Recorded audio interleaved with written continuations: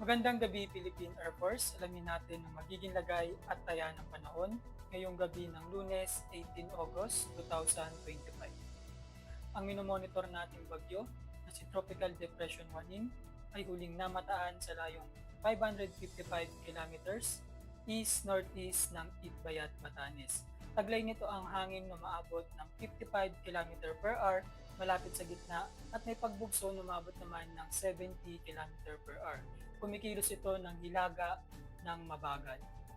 Wala itong direktang epekto sa ating bansa, ngunit ang trap ng tropical depression na nasa labas ng Philippine Area of Responsibility ang siyang makakaapekto sa Ilocos Region at Apayao.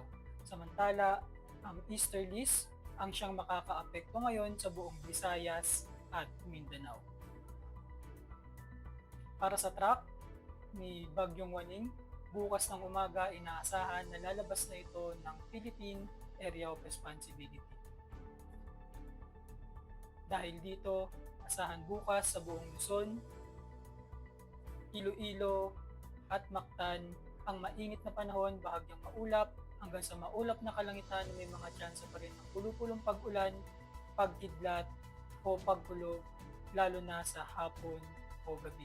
Sa natitirang bahagi naman ng Visayas at buong Mindanao, asahan ng maulap na kalangitan na may kalat-kalat na pag-ulan, pagkidlat at pagkulog.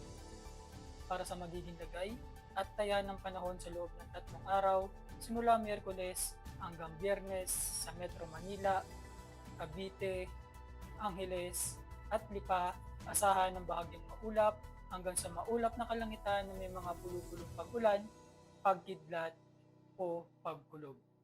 Sa Puerto Princesa, Kalayaan Island, Lapu-Lapu, Zamboanga at Davao, asahan ng maulap na kalangitan na may kalat-kalat na pag-ulan, pagkidlat at pagkulog sa Miyerkules hanggang Biyernes.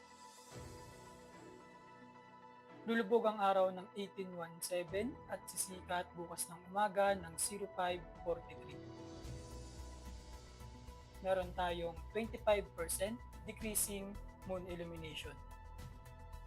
Para manatiling updated sa lagay at taya ng panahon, i-follow lamang ang Air Force Weather Center sa aming mga official social media account.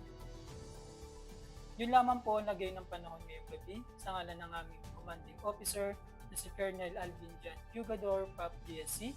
Ako si Airman First Class Antonio Emrilio Jr., Weather Forecaster ng Air Force Weather Center. Muli, magandang gabi Philippine Air Force.